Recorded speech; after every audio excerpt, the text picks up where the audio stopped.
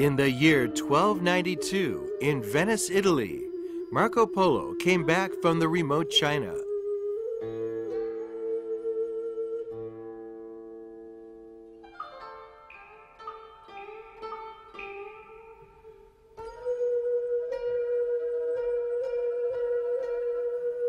He brought back with him gold, jadeware, and tales about China and Chinese porcelain.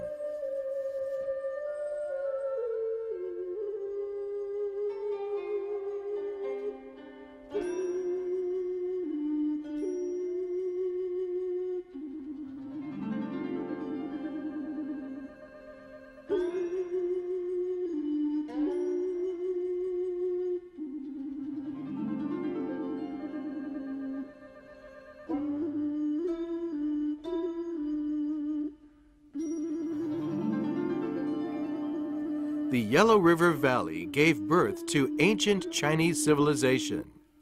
Pottery also originated here. This marks the incipience of Chinese pottery and porcelain.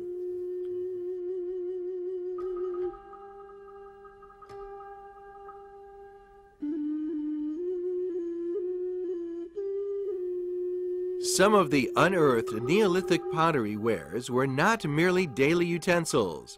They are already artworks.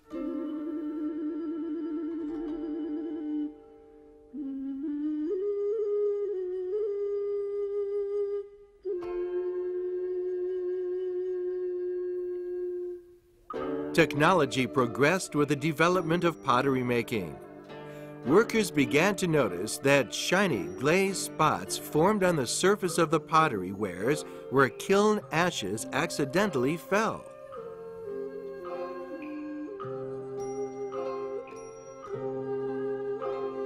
Hence, Chinese pottery artisans began experimenting with glaze, which coated the pottery surface.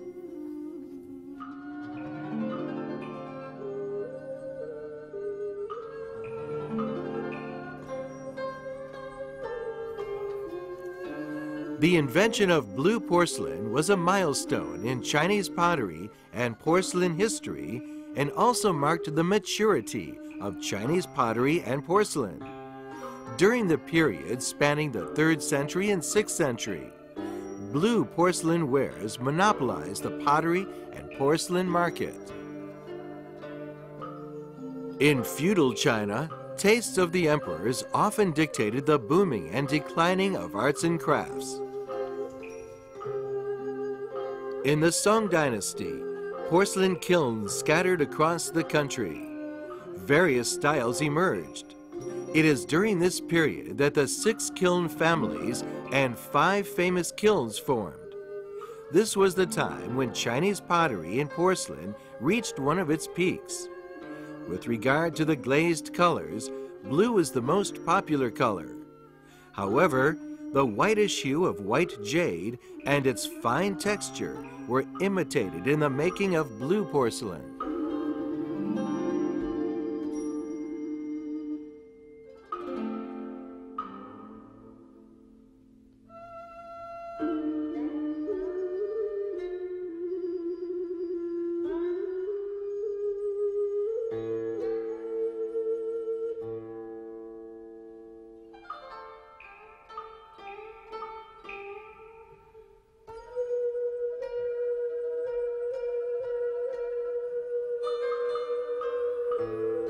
Longchuan Dragon Spring Blue Porcelain is the best in the blue porcelain family, noted for its simple, pleasing shape.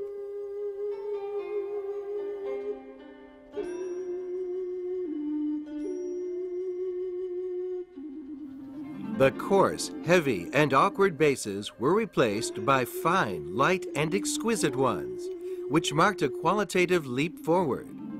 In terms of the glazes, technologies of repeated firing and application of glazes were introduced. 我们从古代那个古窑子挖出那个瓷片，那个梅子青同粉青，那个颜色非常漂亮。那么我们现在从这几年10年来，我们不大稳定，可能我们在局部里面呢烧出来有梅子青的效果，可能一些颜色上还达不到那个古代那个颜色。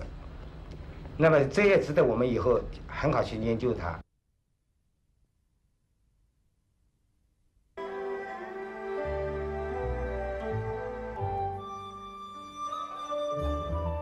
Every piece is well designed with artistic ingenuity. The shape and glaze are combined into an integral one, reflecting the master artisan's artistic attainment.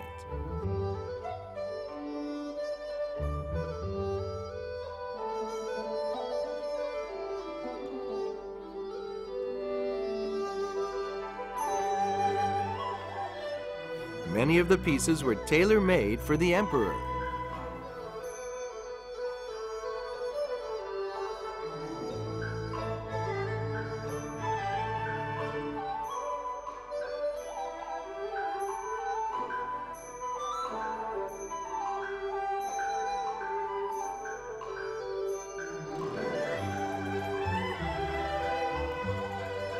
What made the kaleidoscopic changes of glaze textures and colors possible?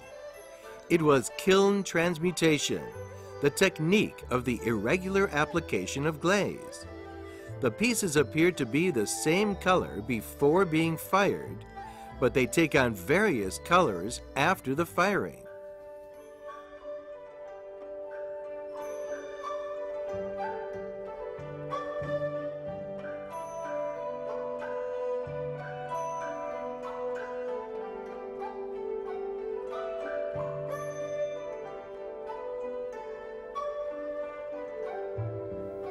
Artisans in the northern Song dynasty added some cupric oxide into the glaze in making the Junzi porcelain, which is noted for its iridescent colors. During the firing process, various colors were acquired thanks to the king of the cupric elements responding to the changes in temperatures and pressures. Eternal beauty was thus achieved.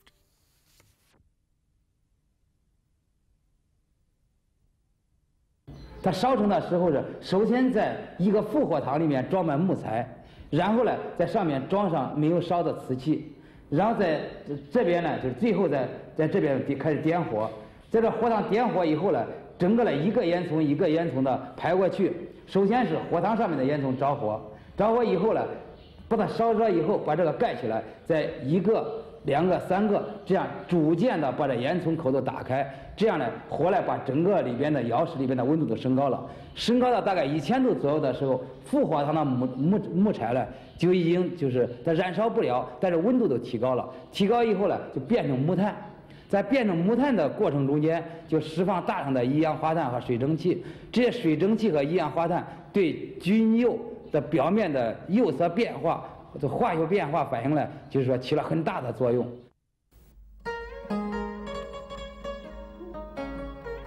Kiln transmutation cannot be dictated by artisans, but by random chemical reactions. Hence the saying that a real Junzi porcelain piece is acquired from 10 bases. A choice piece is all the more hard to get. It takes courage and tenacity to make Junzi pieces. Artisans smash undesired pieces one after the other and send one batch of bases after another into the kiln until a good piece is achieved. Failure is often the order of the day.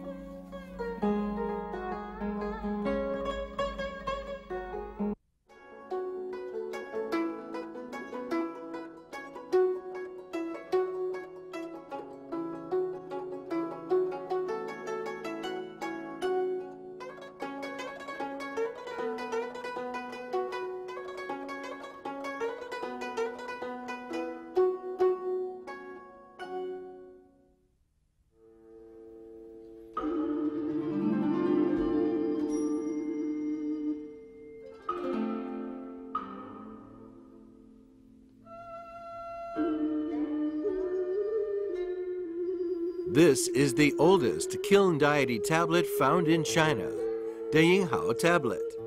It records the history of the Yaozhou kilns and the glory it achieved. The Yaozhou kilns were located in today's Huangbao Township. Shaanxi Province. In the 10th century, the sprawling area bristling with kilns made the place the largest porcelain-making town in the world at the time.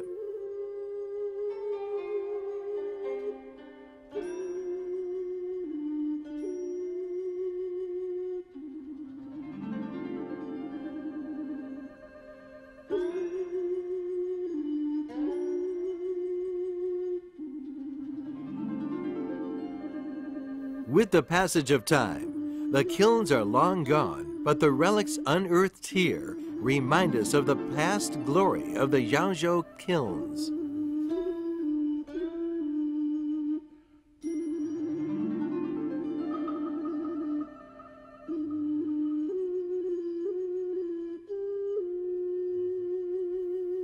The Yangzhou blue porcelain pieces, representative of the Chinese porcelain, were exported overseas during the period spanning the Tang and Yuan dynasties.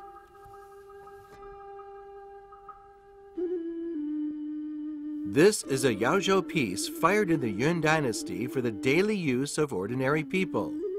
In order to boost outputs, artisans rushed to restructure the kilns, which, however, led to substandard porcelain ware.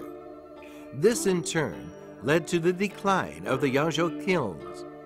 But Jingdezhen in the southern province of Jiangxi rose as a new porcelain-making center, and as a result, many Yangzhou artisans moved there to make a living. This, to a certain extent, powered the rise of Chinese porcelain in the Yuan, Ming, and Qing dynasties.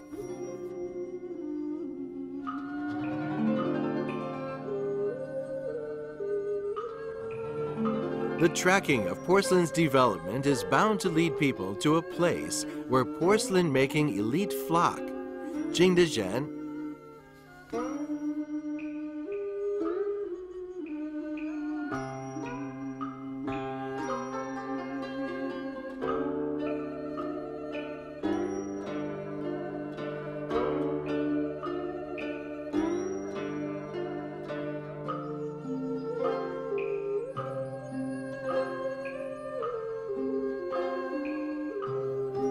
The fame of Jingdezhen porcelain was not known until the Yuan dynasty, when artisans there invented the glaze formula by using China stone and kaolin. This led to higher firing temperatures at which the porcelain wares were finally made.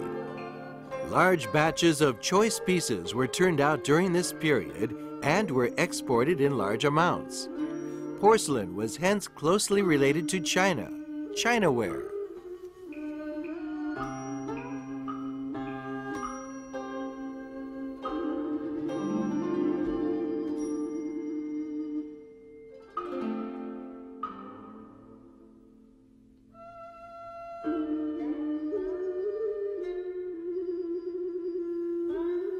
The beautiful blue porcelain embodies Chinese and foreign cultures.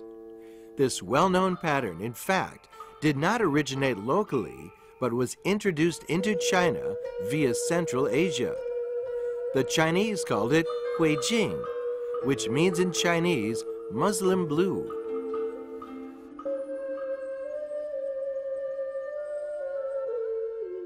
It was said that Western people did not believe that porcelain was man-made when they first saw Chinese porcelain pieces. Chinaware and its producer were the topic of the time.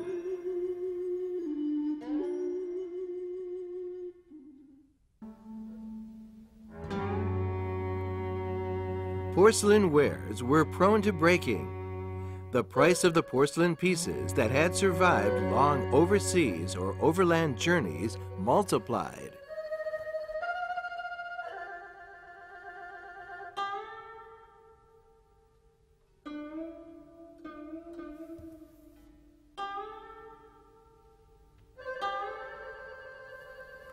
In 1498, Portuguese voyager Vasco da Gama discovered the route to the east round the Cape of Good Hope.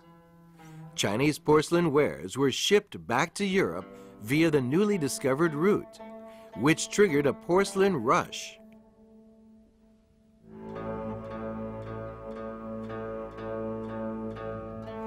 porcelain was a must in many European royal palaces. French emperors, Russian czars, and English kings all requested that chinaware be decorated with royal patterns and be thereby royal utensils. Meanwhile, Chinese porcelain reached another peak in terms of producing techniques. The introduction of enamel from overseas helped render Chinese porcelain all the more colorful.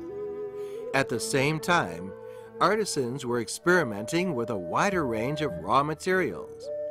Their efforts eventually paid off by the successful making of a purple pottery pot, which was simple and pleasing in shape, but reflected fine tastes.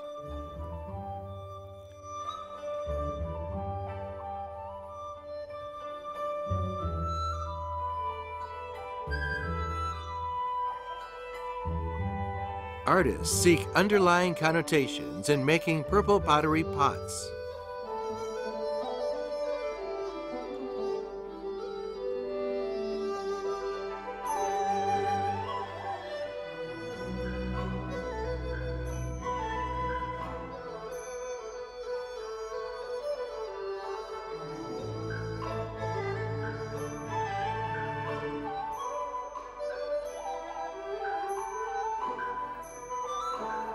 It is the beautiful color and fine texture of purple clay that makes it possible the heartwarming and endearing style of purple pottery pots.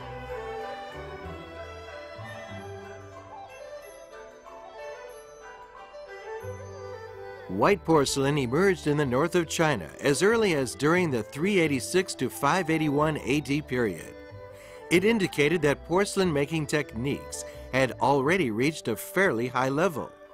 The ferric content in the glazes was kept low and thus prevented interference in the porcelain colors.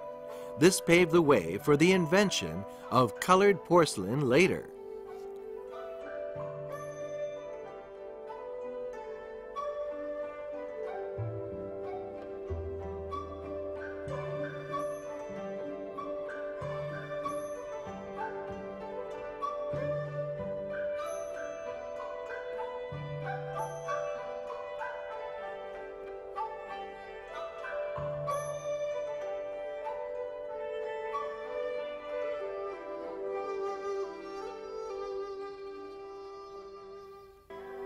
Beneath glaze coloring techniques were invented during the period between 618 and 901 AD.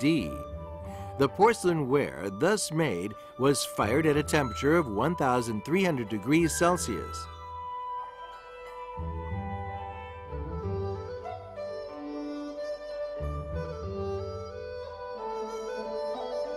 It never discolored because the colors were beneath the glaze. The techniques are still employed by contemporary artists.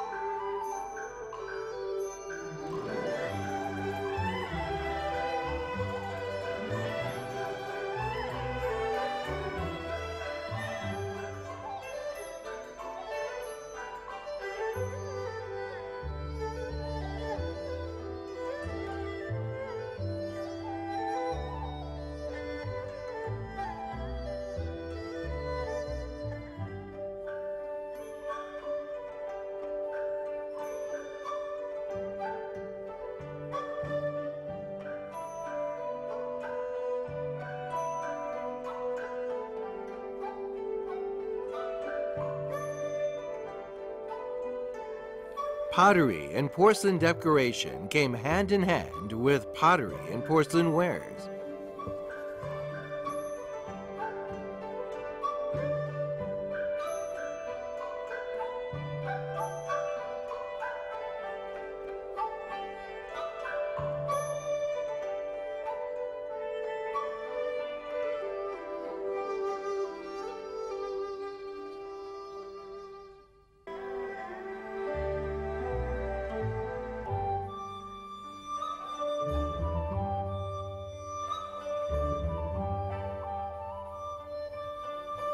Porcelain sculpturing, a branch of porcelain decoration, has a long history.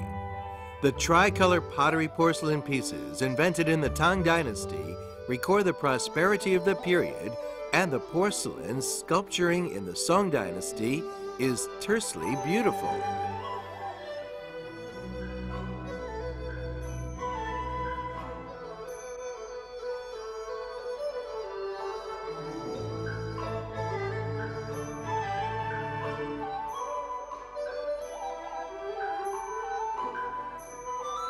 The Ming and Qing dynasties mark the zenith of porcelain sculpturing in terms of shapes and techniques.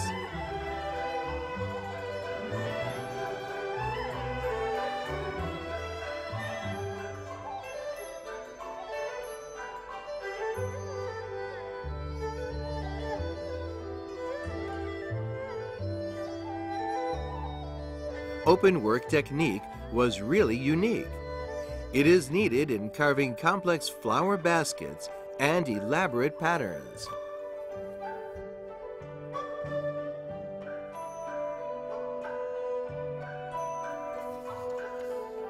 Knead sculpture techniques are employed to make this kind of chrysanthemum plate. This chrysanthemum is no more than 2 centimeters in diameter, but it features 300 petals. It takes 3 skilled workers 3 days to make it, firing time not counted.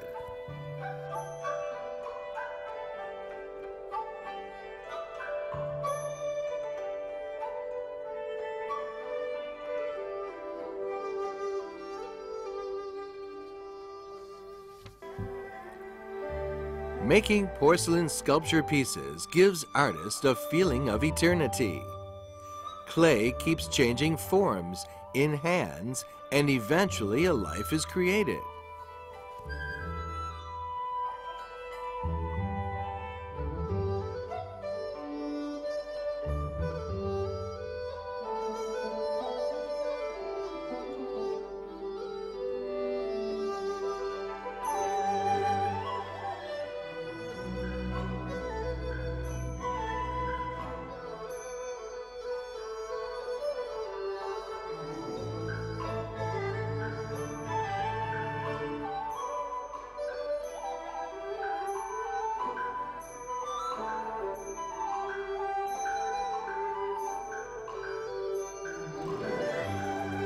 The progress of society requires that porcelain sculpture artists come up with something new while inheriting the tradition. Pieced work and mosaic techniques help promote the progress of the art of porcelain sculpture.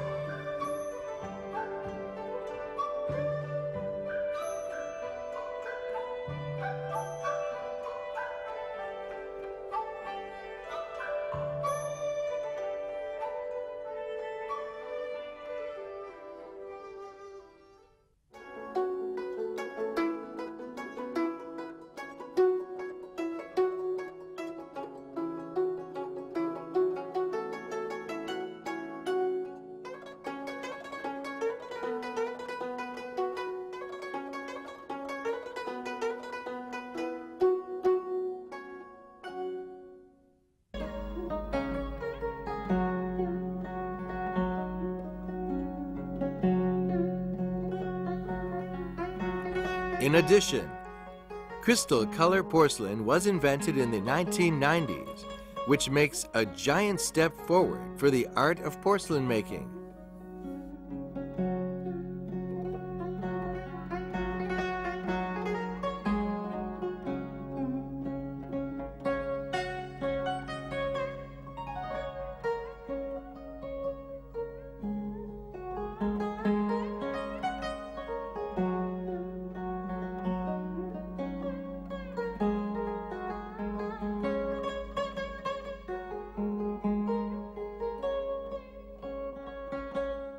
Crystal color porcelain is the combination of painting and high speed.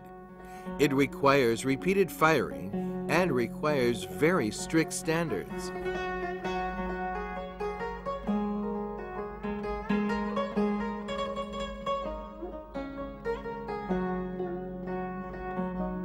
Executing painting on the surface of this kind of porcelain is extremely difficult because few pigments can bear the high temperature which is required to fire such porcelain wares.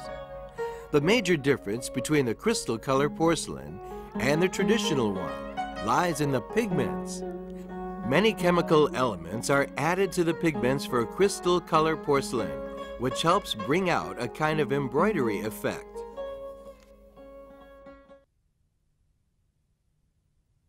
这叫双天剑。这个瓶子来看呢，首先来看，它是全部手工拉胎拉出来的。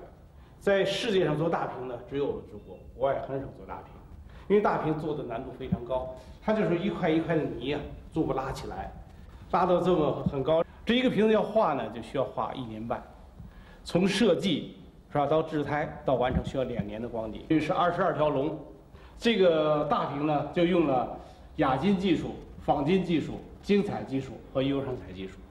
这样呢，还用复合技术生产这个大瓶来看呢，难度是非常非常高的，而且一看呢就是皇家气派，这就表示我们中国龙啊它的特点，就是说顶级的，是吧？气质非常好，做工非常精美，而且呢还参考了历代的龙的图案，形成这个新产品。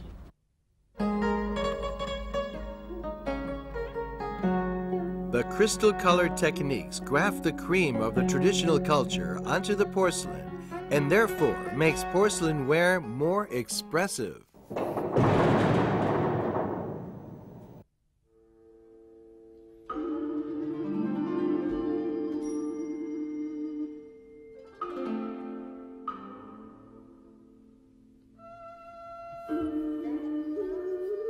Walking down the streets of Jingdezhen, one cannot help but deplore the fast passage of time.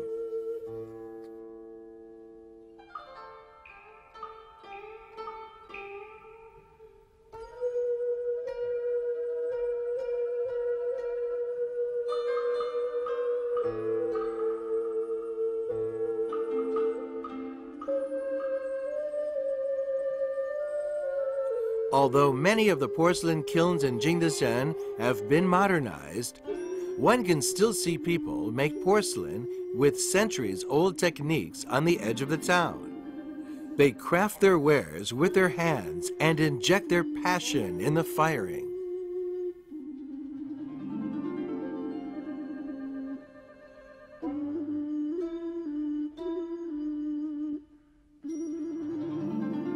It might be their refusal to use modern machinery in porcelain making that the tradition of the Chinese porcelain has survived and still remains vigorous.